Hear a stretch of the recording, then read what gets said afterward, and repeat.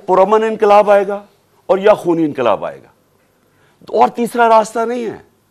क्योंकि मैंने 6 महीने में इस कौम को जागते देखा है, कौम खड़ी हो गई है। ये जो शऊर का जिन है ये बोतल से निकला है, ये अंदर नहीं जाने लगा।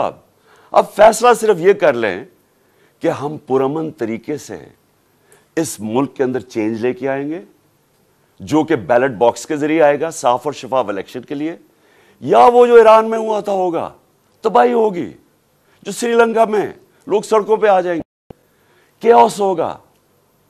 ये जमात जिसको इन 3 लोगों ने मुझे कत्ल करने की कोशिश की और अल्लाह ने बचाया। जिस तरह अभी डॉक्टर फैसल ने कहा कि ये जो गोली मेरी ये इधर ऊपर की टांग पे लगी, वो एक गोली मेरी जो वो असल आर्टरी है उसके नीचे से निकल गई और एक उसके पास आके रुक गई।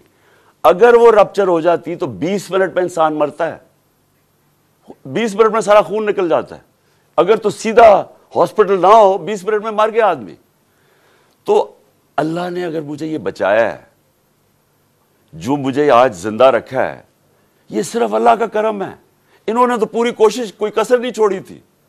इन्होंने तो एक इधर से और उधर से सामने वाले ने मारना था। और फिर सवाल मैं पूछता हूं, सबसे बड़ी पाकिस्तान की पॉलिटिकल पार्टी, उसके सरबराह, जो वाहिद फेडरल पार्टी रह गई है पाकिस्तान में, ये 2 फैमिली पार्टी सुकड़ के छोटी छोटी पार्टीज रह गई हैं। मैं चैलेंज करके जाऊंगा सिंध में और इंशाल्लाह ये जरदारी माफिया को सिंध में हरा के दिखाऊंगा आपको। सिंध के लोग इससे तंग हैं, उनको सबसे ज्यादा गुलाम उधर बनाया हुआ है, उनको वो सबसे ज्यादा आजादी तलब कर रहे हैं। और ये शरीफ खानदान, मैं चैलेंज करता हूं, ये किधर किसी सीट पे मेरे से मुकाबला करे। नवाज शरीफ आए, कहते हैं ना उसे आए, इतनी कोशिशें कर रही हैं, एनआरओ सबको दे दिया है, सारे चोरों को